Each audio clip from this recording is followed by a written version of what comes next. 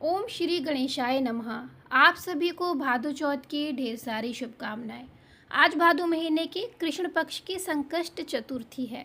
इस दिन व्रत रखकर या व्रत कथा पढ़ने या सुनने से भगवान गणेश अपने भक्तों के सभी कष्ट दूर करते हैं और भक्तों की सभी मनोकामनाएं पूर्ण करते हैं। कथा शुरू करने से पहले एक अनुरोध है, कमेंट बॉक्स में गणेश भगवान जी की जय जरूर लिखिएगा। भादवा की चौथ को भादुड़ी चौथ या बहुला चौथ भी कहा जाता है। इस दिन चौथ माता का व्रत किया जाता है और कहानी सुनी जाती है। कुंवारी कन्याएं सुंदर, सुशील और अच्छे पति की प्राप्ति के लिए इस व्रत को करती हैं और स्त्रियां इस व्रत को अपने सुहाग और बच्चों की लंबी आयु के लिए कर सकती हैं। कथा शुरू करते हैं। एक नगर में एक बुढ़िया माई थी और उसका एक बेटा था। बुढ़िया माई अपने बेटे के लिए 12 महीने चौथ का व्रत करती थी। बेटा लकड़ी लेके आता था और दोनों माँ बेटे को उसको बेचकर गुजारा करते थे। बुढ़िया माई रोज़ाना लकड़ी में से 2 लकड़ी रख लेती थी और चौथ के दिन बेटे से छुपकर बेचकर सामान लाती थी और 5 पुए बनाती थी। इनमें एक गणेश भगवान जी को, एक चौथ माता को, एक ब्राह्मण को और एक अपने बेटे को खिलाती थी और एक तिथि के दिन खुद खाती थी। एक बार तिथि चौथ के दिन बेटा अपने पड़ोसन के घर गया। वह पुए बना रही थी। उसने पूछा कि आज क्या है जो पुए बना रही हो?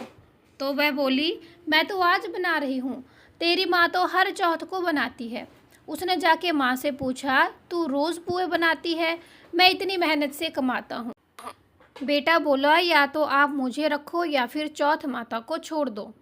माँ बोली, बेटा मैं व्रत तुम्हारे लिए ही करती हूँ, तुम्हें छोड़ सकती हूँ लेकिन चौथ माता के व्रत नहीं छोड़ सकती।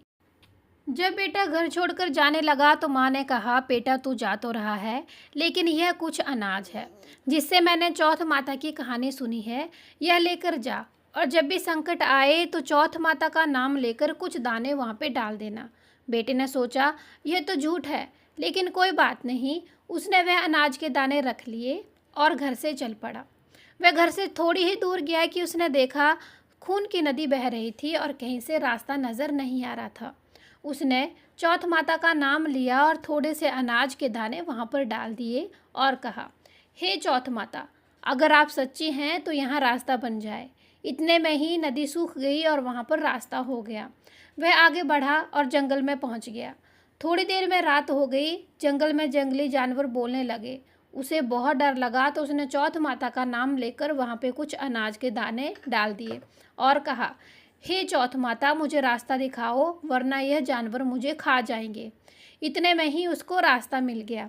चलते चलते वह एक राजा के नगर में पहुंचा। वहाँ का राजा हर महीने एक आदमी की बलि देता था। जब वह बूढ़ी अम्मा के घर गया तो उसने देखा एक बूढ़ी अम्मा पूड़ी बनाती जा रही थी और रोती भी जा रही थी। तो उसने पूछा कि हे बूढ़ी माई, क्यों रो रही हो? तो बूढ़ी अम्मा ने कहा, मेरा एक ही बेटा है और आज उसे राजा के पास बलि देने के लिए जाना पड़ेगा। ये पूड़ियाँ उसी के लिए बना रही हूँ। तो लड़के ने कहा, आप ये पूड़ियाँ मुझे दे दो, मैं आपके बेटे के बदले राजा के यहाँ बलि देने चला जाऊँगा। बूढ़ी अम्मा ने उसे पूड़ियाँ दे दी। रात को सोते समय उसने अम्मा से कहा कि जब राजा का बुलावा आए तो मुझे बता देना।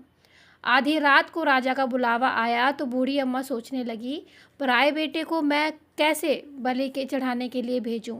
इतने में ही वो उठ गया और बूढ़ी अम्मा को बोला, मेरा थैला दो और लाठी दे दो। बूढ़ी अम्मा ने सोचा कि आज तक कोई वापस नहीं आया, यह भी नहीं आएगा।